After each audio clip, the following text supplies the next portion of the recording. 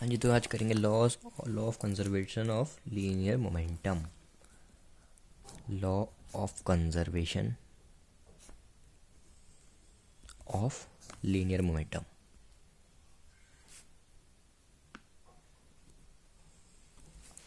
Okay, इसको देखते हैं आज क्या होता है ये। तो इसका कहना है कि किसी भी आइसोलेटेड सिस्टम में इन इन आइसोलेटेड सिस्टम वो होता है जिसमें फोर्स एक्सटर्नल ज़ीरो होती है। इसमें एक्सटर्नल फोर्स ज़ीरो होती है। कोई भी आइसोलेटेड सिस्टम में जो नेट मोमेंटम होता है, the net momentum of system remains same. System का मोमेंटम, जो नेट मोमेंटम होगा वो सेम रहेगा। इसका प्रूफ देखते हैं कैसे। प्रूफ तो हम लेट करते हैं कि let two bodies A and B are in isolated system. जो कि आइसोलेटेड सिस्टम में लेट, और दोबारा करेंगे let F A B and F B A action reaction pairs. Action reaction pairs भी हमने ले लिए। तो इन दो बॉडीज़ के of two bodies A and B दोनों जो ऊपर हैं ये बॉडी, इन्हीं के हमने एक्शन रिएक्शन पेयर्स लिए। तो हमारे न्यूटन का जो सेकेंड लॉ है, अकॉर्डिंग टू सेकेंड लॉ के अकॉर्डिंग जो एफ है वो D P by D T होता है। यही होता है। तो अगर हम दोनों बॉडीज में देखें तो F A B equals to D by D T of P A होगा। और अगर एफ बी ए निकाले हम तो D by D T of P B होगा। सेकेंड इक्वेशन मान लेते हैं हम इसको, ठीक है। अब हम दोनों को ऐड कर देंगे, एडिंग 1 and 2। तो हम जब ऐड करेंगे F A B plus F B A is equals to D P A upon में D T plus D by D T of P B, ठीक है। तो जैसे कि हमको पता है for every action there is an equal and opposite reaction. So F of A B is equal to minus of F P A equal होंगे और ऑपोजिट होंगे। सो हम एफ ए बी को माइनस ऑफ एफ बी ए लिख सकते हैं, या F B ए को माइनस ऑफ ए बी लिख सकते हैं। सो अगर हम F A B minus of F A B कर लें, हमने इसको सब्सटीट्यूट कर दिया, ठीक है। इसको, इसकी वैल्यू उसमें पुट कर दी हमने। So D by D T common आ रहा है, P A plus P B कर लिया हमने। तो पी तो कैंसिल हो गया, तो कैंसिल हो गया तो ज़ीरो आ गया। D by D T P A plus P B. अब देखो यहाँ पर डी अपॉन में D T is equal to zero आ रहा है। जब भी D over D T zero हो तब जो भी यहाँ पे लिखा होगा, कोई भी हमारा जो कांस्टेंट होगा वो कांस्टेंट के बराबर होगा। कोई भी नंबर या कोई भी वैल्यू लिखी होगी, जैसे यहाँ पे P A plus P B लिखा हुआ है तो वो कांस्टेंट कहलाया जाएगा। तो वैसे यहाँ पर भी कहेंगे हम। So as D by D T is equals to zero, that implies P A plus P B is equals to constant. यही हमारा law of conservation of linear momentum कहता है। यहाँ पे कोई भी हो, अगर वो ज़ीरो के बराबर आ रहा है डी बाई डी टी की फॉर्म में, तो देन वो कांस्टेंट हो जाएगा। ये कहता है हमारा law of conservation of linear momentum. तो अब इसी से जुड़े अगर हम एक और न्यूमेरिकल देखें, डेरिवेशन, न्यूमेरिकल नहीं डेरिवेशन, जो कि है second law is real law of motion. Second law is real law of motion. कैसे? जो दूसरा लॉ है वो रियल लॉ कैसे है, तो जानते हैं, देखते हैं कैसे। तो जैसे कि हमको पता है फर्स्ट सबसे पहले हम फर्स्ट करते हैं कि फर्स्ट लॉ कैसे कंटेन्ड है. First law contained in second law. First law contained in second law देखते कैसे. Using F is equals to M A. ये होती है अगर हमारा if F is equals to 0, F 0 हो गया, देन एम ए भी 0 हो जाएगा. एम ए 0 है तो मतलब ए भी 0 है. और अगर ए 0 है तो मतलब कि जो बॉडी है या कोई भी चीज़ है वो body is in uniform motion में है और एट रेस्ट पे है. या तो वो रेस्ट पे है या तो वो एक ही वेलोसिटी से चलता जा रहा है, तभी तो एक्सेलरेशन 0 होगा. एक्सेलरेशन तो होता है वेलोसिटी का चेंज होना. वेलोसिटी गड़बड़ चेंज होती जा रही है तो हम उसको एक्सेलरेशन बोलते हैं. पर यहाँ तो वेलोसिटी इंजन नहीं हो रहा है, वो सीधा चलती जा रही है या एक जगह बैठा हुआ कोई भी ऑब्जेक्ट. तो यहाँ पे एक्सेलरेशन 0 है तो बॉडी यूनिफॉर्म मोशन में या रेस्ट पे है. यही तो हमारा फर्स्ट लॉ है. अगर फर्स्ट लॉ क्या कहता है, अगर कोई भी बॉडी अगर किसी भी मोशन में या तो रेस्ट में है या तो मोशन में है तो वो अपनी स्टेट चेंज नहीं करेगी जब तक हम बाहर से कोई एक्सटर्नल फोर्स नहीं अप्लाई करेंगे. तो वही लिखेंगे which is the first law.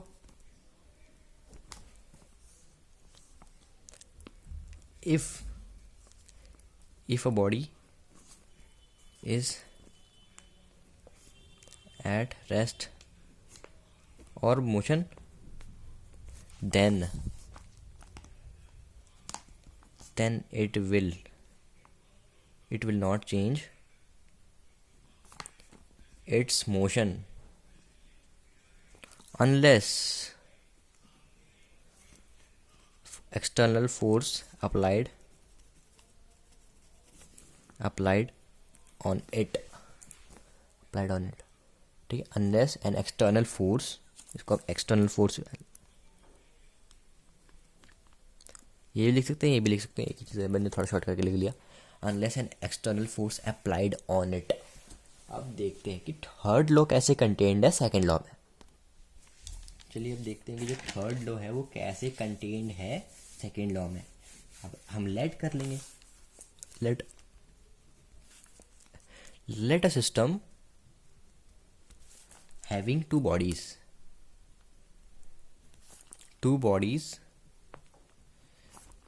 A and B, वही वाला पीछे वाला system, exerting force FAB and FBA on each other. ये वही एक्शन रिएक्शन पेयर्स हैं ए बी के जो हमने पीछे डेरिवेशन में किया था या हमने law of conservation of linear momentum में किया था. सो हम जैसे हमको पता है न्यूटन का जो सेकेंड लॉ ये था, using F is equal to D P by D T. ये होता था हमारा. तो वही हम करेंगे. अगर F is equal to D P by D T था तो एफ ए बी क्या होगा, D by D T of P. और एफ बी ए क्या होगा, D by D T of P B. हम दोनों को अगर हम ऐड करें, एडिंग 1 and 2, इसको हम फर्स्ट ले लेते हैं, इसको हम सेकंड ले लेते हैं. एडिंग 1 and 2 जब हम करेंगे तो F A B plus F B A is equals to D by D T, short में कर लेते हैं, P A plus P B हो जाएगा. और जैसा कि हमने law of conservation of linear momentum में किया था कि जब P A plus P B constant होता है, ये कांस्टेंट होता है ना, कांस्टेंट जो भी उसकी वैल्यू तो 0 होगी. कांस्टेंट है तो ये तो 0 के इक्वल हो गया.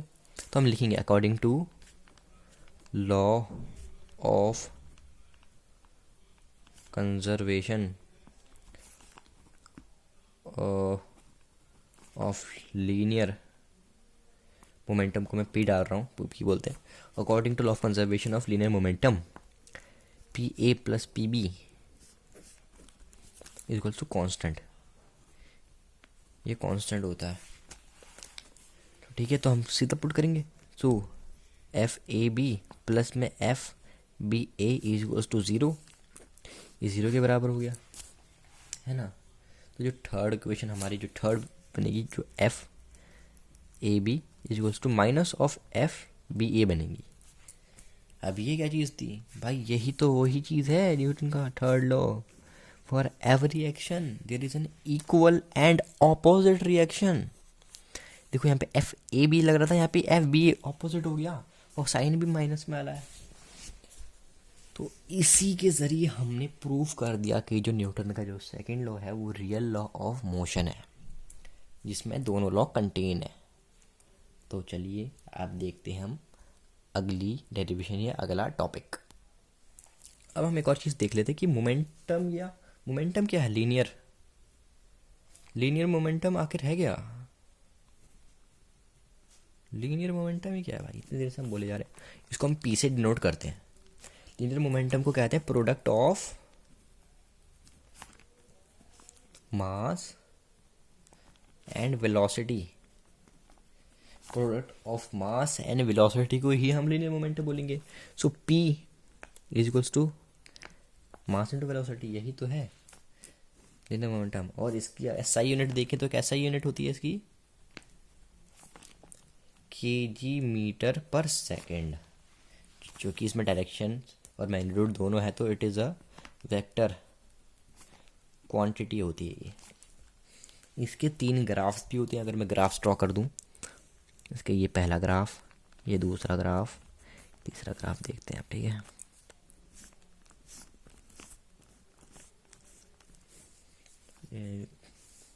ये प्रेशर नहीं मोमेंटम, हाँ एक ही साइन है ना, ये मोमेंटम और वेलोसिटी का है, ये मास और वेलोसिटी का है, ये मोमेंटम और मास का है, ठीक है। अब अगर ग्राफ ऐसा है तो मतलब कि जो m है वो कांस्टेंट होगा, m कांस्टेंट है तो p directly proportional to v होगा, है ना। मास कांस्टेंट तो p v के प्रोपोर्शनल हो जाएगा। और अगर यहाँ पे अगर आपको ग्राफ कुछ ऐसा नज़र आ रहा है, नीचे की तरफ को आ रहा है, तो मतलब कि आप समझ जाना p कांस्टेंट है, p कांस्टेंट है तो मास इनवर्सली प्रोपोर्शनल होगा v की, है ना। p equal to M V हो जाएगा ना, तो v नीचे जाएगा तो 1 में v इक्वल टू m हो जाएगा ना ये, तो मास इनवर्सली प्रोपोर्शनल हो गया v के। अब देखो यहाँ पे फिर से ये सीधा जा रहा है। अब इस केस में वेलोसिटी कांस्टेंट हो गई, अगर वेलोसिटी कांस्टेंट है तो p डायरेक्टली प्रोपोर्शनल है m की। अब देखो यहाँ पे कांस्टेंट हो रहा है, अगर यहाँ पे वेलोसिटी कांस्टेंट हो गई है तो p v के प्रोपोर्शनल हो गया डायरेक्ट। यहाँ पे देखो ये इसके प्रोपोर्शनल हो जाएगा। यहाँ पे भी अगर यहाँ पे देखो वेलोसिटी कांस्टेंट है, यहाँ पे मास कांस्टेंट है, सॉरी यहाँ पे मास कांस्टेंट है तो p v के प्रोपोर्शनल हो गया।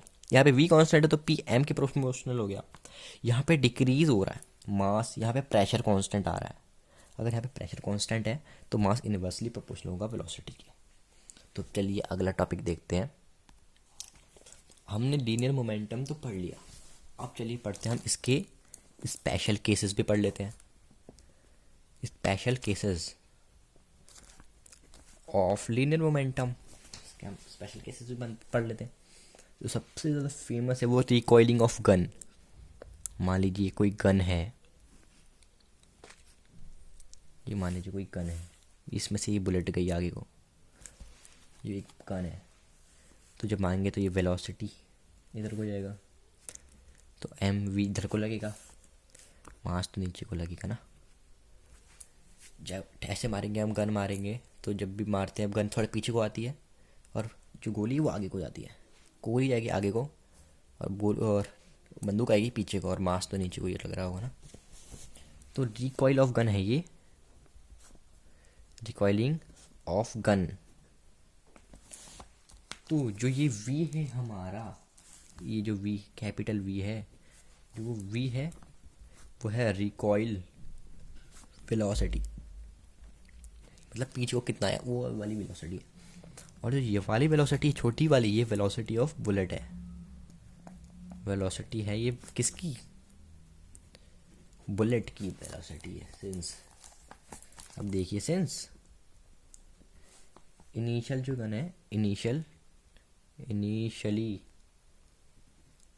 Initially gun and bullet, gun और बुलेट दोनों रेस्ट पे हैं, आर एट रेस्ट। हम देख लेते दोनों रेस्ट पे चल रहे हैं ये। सो पी आई इनिशियली तो मोमेंटम ज़ीरो हो गया। मोमेंटम मास इंटू वेलोसिटी होती है, जब वेलोसिटी नहीं होगी क्योंकि ऑब्जेक्ट रेस्ट में है ना, ये दोनों ये रेस्ट में चल रहे हैं, रेस्ट पे वेलोसिटी कहाँ से बढ़ जाएगी। तो मोमेंटम इनिशियली मोमेंटम तो ज़ीरो है। तो अब चलिए बुलेट को फायर करते हैं। तो हम लिखेंगे let the bullet fired from gun.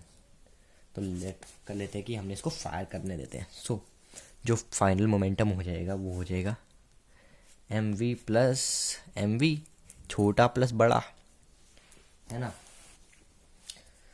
तो जैसे कि हमको पता है मोमेंटम कंजर्व रहता है, तो जो पी एफ होगा वो पी आई के बराबर ही होता है हमेशा। इनिशियल मोमेंटम फाइनल मोमेंटम के बराबर रहेगा। तो ये जो ये है M V plus M V, ये ज़ीरो के बराबर हो जाता है, और जो ये एम वी है माइनस ऑफ एम वी के बराबर हो जाएगा। तो जो रिकॉइल वेलोसिटी है, रिकॉइल वेलोसिटी हम निकाल सकते हैं, ऐसे निकालेंगे, माइनस एम वी अपॉन में एम। ये और ये एम कटेगा नहीं क्योंकि ये जो मास है ना, ये है गन का मास, गन का मास है ये, कैपिटल एम बना लेते हैं अच्छे से, ये गन का मास है, कहीं ये आप काट दो, नहीं, ये गन का मास है। तो ये हम निकालेंगे, ये आ गई है हमारी रिकॉइल वेलोसिटी, और इसी इक्वेशन से हम कह सकते हैं जो रिकॉइल वेलोसिटी है ये इनवर्सली प्रोपोर्शनल है मास ऑफ गन, गन के मास के इनवर्सली प्रोपोर्शनल है। जैसे कि अगर मास ज़्यादा होगा तो वेलोसिटी कम होगी, वेलोसिटी ज़्यादा होगी तो मास कम होगा, ऐसे इनका इनवर्सली रिलेशन बनता है। तो अब जो नेगेटिव साइन है वो मेनली कुछ नहीं है, जो नेगेटिव साइन इंडिकेट कर रहा है कि जो गन जो मूव करेगी ऑपोजिट, बुलेट के ऑपोजिट मूव करेगी, यही ये नेगेटिव साइन इंडिकेट कर रहा है। लिख भी देता हूँ, negative sign indicates that gun moves opposite to bullet। तो चलिए हमारा फर्स्ट केस था रिकॉइलिंग ऑफ गन। अब सेकंड केस भी अगर मैं बताऊं तो चलिए बता ही देते हैं यार। मान लेते हैं कि अपने पास एक गेंद है और ये एक दीवार है, ये बॉल ये रही, यहाँ पे ये किसी m मास की बॉल होगी और किसी वेलोसिटी से छोड़ी गई होगी v1 से, ये जा रही है आगे आगे आगे आगे आगे आगे आगे, टकरा के वापस आ रही होगी, फिर ऐसे वापस, है ना, ये फिर वापस आई ये बॉल इसी v2 वेलोसिटी से आई होगी, फिर थोड़ा बहुत एनर्जी जो है वो चेंज हो गया होगा, नॉइस जो आवाज़ आती साउंड एनर्जी में कन्वर्ट हो गया होगा वो थोड़ा बहुत। ये एक वॉल है, कोई वॉल, ठीक है। तो ये हमने इसको लग के वापस आया, तो हम क्या करेंगे, let a ball of mass m mass की जो बॉल है hits a wall horizontally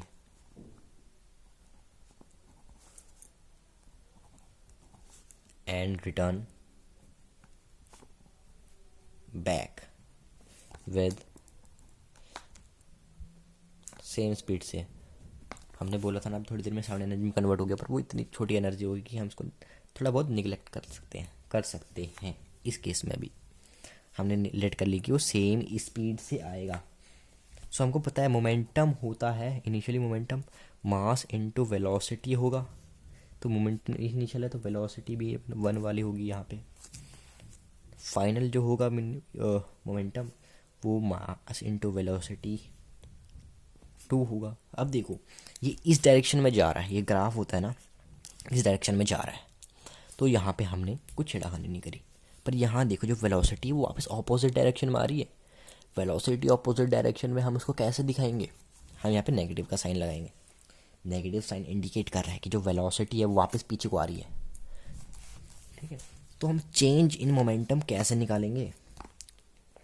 delta P कैसे निकालेगा? P I minus P F निकालते हैं हम इसको मॉड्यूलस में। नेगेटिव आंसर नहीं चाहिए होता हमको बस वैल्यू चाहिए होती है। ये होगा mv1 minus of mv2 mod, क्या यहाँ पे mv1 प्लस mv2, ठीक है। और हम तो ये लेट कर रहे हैं कि v1 v2 मतलब सेम स्पीड से हैं। अगर v1 v2 के बराबर है तो हम इसको v लेट कर लेते हैं सिंपली। तो हम चेंज इन वेलोसिटी कैसे करेंगे, नहीं चेंज इन मोमेंटम कैसे करेंगे? तो ये mv प्लस mv हो जाएगा इसका मॉड। अगर v सेम आ गया तो mv प्लस mv। अब फिर दोनों सेम हो गए तो हम डेल्टा p को हो ट्वाइस ऑफ mv भी लिख सकते हैं। तो ये ही था हमारा सेकंड केस ऐसे कहेंगे। तो चलिए अब बढ़ते हैं अगला टॉपिक पे। चलिए अब देखते हैं इम्पल्स क्या चीज़ है। अब हम पढ़ने वाले इम्पल्स को तो हम आई से ही डिनोट करेंगे, ठीक है, जिसको हम इफेक्टिव फोर्स भी बोलते हैं। अगर आपको कहीं इफेक्टिव फोर्स दिख जाए वर्ड, तो उसका मतलब इम्पल्स की ही बात कर रहा है वो। तो इम्पल्सिव फोर्स क्या होता है, या इम्पल्स क्या होता है? Product of force and duration of impact. Duration क्या होता है? टाइम ही होता है। इम्पैक्ट हम इसको सिंपली भाषा में क्या लिखेंगे? Impulse force into time. यही तो है इम्पल्स, और क्या चीज़ है? यही इम्पल्स। और अगर आपको अगर फोर्स निकालनी हो तो यहाँ से ऐसे भी आप इम्पल्स बाय टाइम करके फोर्स भी निकाल सकते हो। एक और फोर्स का फॉर्मूला बन जाता है हमारा, एम में होता है एक इम्पल्स बाय टाइम भी आप लिख सकते हो उसको। अगर आप एफ इंटू टी, चलिए कोई ना काफ़ी है। अगर हम इसका एरिया का ग्राफ बनाएं, मान लीजिए कि ये एक ग्राफ है और ये हमने कोई शेप बना दी, यहाँ से लेके यहाँ तक की कोई शेप बना दी, और हमने इसको मान कर लिया T1 और इसको मान कर लिया T2। इसका एरिया कैसे निकालेंगे भाई? इसका एरिया निकालने की वही ट्रिक है, एक छोटी सी हम स्ट्रिप काटेंगे, यहाँ पे लगा देंगे। और इम्पल्स कैसे निकालेंगे? अब यहाँ पे इसकी तो कोई शेप ही नहीं है, फोर्स इंटू टाइम क्या लगाएंगे हम? तो हम यहाँ पे इंटीग्रेशन करते हैं, एफ डॉट डी टी करेंगे हम यहाँ पे, एफ डॉट डी टी, इसका इंटीग्रेशन करेंगे हम। लिमिट क्या है हमारी? T1 से T2 जा रहा है, बस यही कर देंगे हम, हमारा इम्पल्स निकल जाएगा। अगर आपको ग्राफिकल मेथड में कुछ क्वेश्चन पूछा जाता है तो, अगर आपको ग्राफिकल मेथड में पूछा जाएगा तो आप ऐसे करेंगे। इसी इम्पल्स की मोमेंटम, हमने पीछे मोमेंटम पढ़ा था, यहाँ पे इम्पल्स पढ़ रहे हैं। अब हमारे पास एक इम्पल्स मोमेंटम की थ्योरम भी है, जिसको हम डेरिवेशन कह सकते हैं, जो हम इसको कहेंगे derivation impulse momentum theorem. Impulse momentum theorem है ये। क्या कहती है? इसकी डेफिनेशन है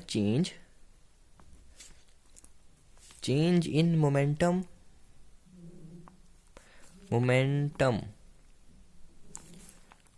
of a body is equals to impulse. ये इसकी बेसिकली डेफिनेशन है, जिसको मैंने शॉर्ट में आपको बता दिया, इज इक्वल्स टू इम्पल्स। तो हम इसको भी सेकंड लॉ की मदद से प्रूफ करेंगे। अब आप देख लो, सेकंड लॉ बहुत इंपॉर्टेंट चीज़ है। हम इस डेरिवेशन को भी सेकंड लॉ से प्रूफ करेंगे। अकॉर्डिंग टू सेकंड लॉ, जो हमारी फोर्स होती है वो D P by D T होती थी, क्रॉस मल्टीप्लाई करेंगे F D T is equal to D P. इसको अगर हम इंटीग्रेशन करें इसका, अगर हम इनका इंटीग्रेशन करेंगे तो जो p है, पी आई से पी एफ, इनिशियल से फाइनल जा रहे हैं हमारा मोमेंटम, और ये 0 से लेके हम t ले लेते हैं। तो अगर हम इसको अच्छे से लिखें तो P F minus P I hope आपको इंटीग्रेशन आता होगा, f बाहर, t का करेंगे हम t एंड 0, तो हमारा आ जाता है P F minus P I equals to F T, force into time. तो हमारी डेफिनेशन के मुताबिक ही आंसर आया है। Change in momentum of a body is equals to impulse. Impulse क्या होता था हमारा? Force into time. ऊपर हमने पढ़ा भी इम्पल्स फोर्स इनटू टाइम होता है, हमारे नीचे भी फोर्स इनटू टाइम आ गया। तो ये हमारा रिलेशन है इम्पल्स का मोमेंटम के साथ। अब अगर हम इसकी कोई एप्लीकेशन, इम्पल्स की एप्लीकेशन भी लिख लो आप, इम्पल्स एप्लीकेशंस। इम्पल्स की एप्लीकेशंस क्या है? शॉकर्स प्रोवाइडेड होती हैं इन कार्स में, इन व्हीकल्स लिख देते हैं। व्हीकल्स में जो शॉकर्स प्रोवाइडेड होती हैं वो भी इम्पल्स का एग्जाम्पल है। ठीक है, एक और लिखना चाहिए, एक और लिख लो। जो क्रिकेटर होते हैं, क्रिकेटर्स लोअर, अपना हाथ को ऐसे लोअर नीचे की तरफ को लाते हैं वो कैच करते समय, ताकि उनका टाइम बढ़े और फोर्स घट जाए। Lower their hand while catching a ball catch करते हुए ऊपर से नीचे को हाथ लाते हैं। हमको जैसे कि पता है इम्पल्स फोर्स इनटू टाइम होता है। तो देखो जो इम्पल्स है वो टाइम की इन्वर्सली प्रोपोर्शनल है और डायरेक्टली इम्पल्स 4 की प्रोपोर्शनल है। तो मतलब अगर हम टाइम बढ़ा लेते हैं, अगर हमारा टाइम बढ़ जाए तो हमारा इम्पैक्ट कम हो जाएगा, और अगर हमारा टाइम घट जाए और फिर इम्पैक्ट बढ़ जाएगा। यही तो मस्त बात है इस चीज़ की। देखो इम्पल्स फोर्स टाइम, तो impulse inversely proportional to time का है। इम्पल्स हम फोर्स इनटू टाइम ही तो बोलते हैं इम्पल्स को। तो अगर एफ टी के साथ रिलेशन निकाले तो इम्पल्स इन्वर्सली प्रोपोर्शनल टाइम की है। इसीलिए अगर हम टाइम बढ़ाएंगे तो ड्यूरेशन ऑफ इम्पैक्ट कम हो जाता है, और अगर हम टाइम कम करें तो ड्यूरेशन ऑफ इम्पैक्ट बढ़ जाएगा। तो चलिए अब हम अगले टॉपिक पे बढ़ते हैं। अब जरा हम लैमीज थ्योरम को देखते हैं। लैमीज थ्योरम,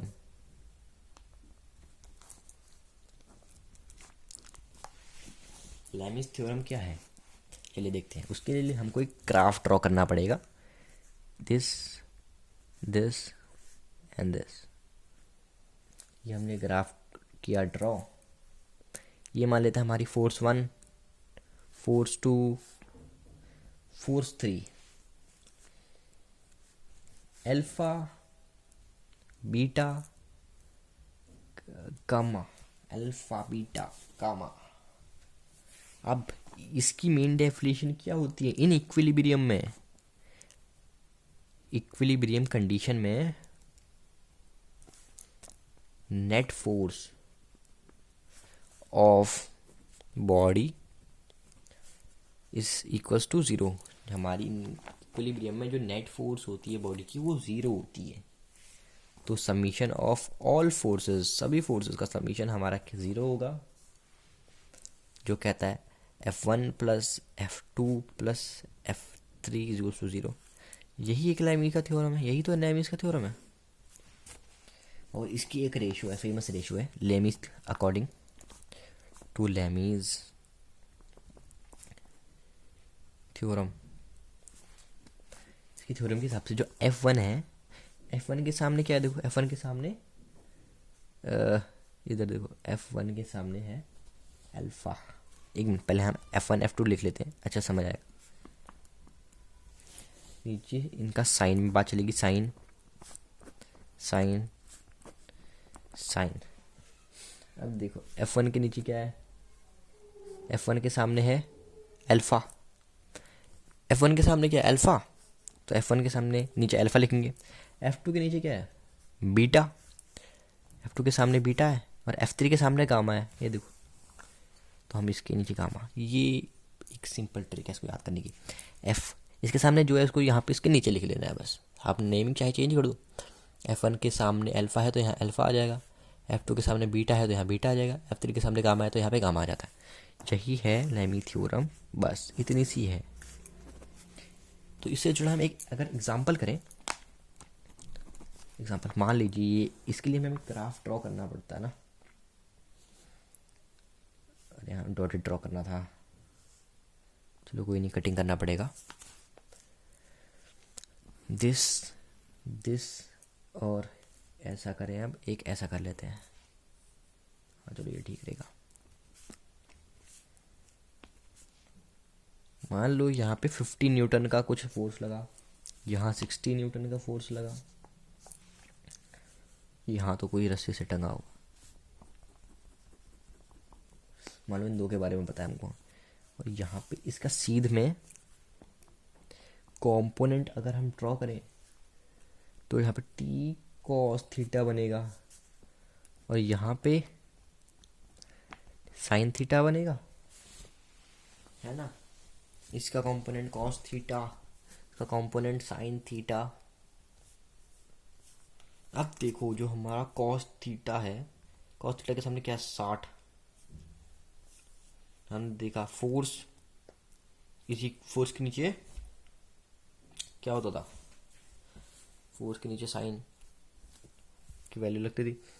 तो इक्विलिब्रियम स्टेट है, इक्विलिब्रियम इक्वल में सारे, तो हम इन यहाँ लिखता हूँ, अच्छे से लिखूंगा, इन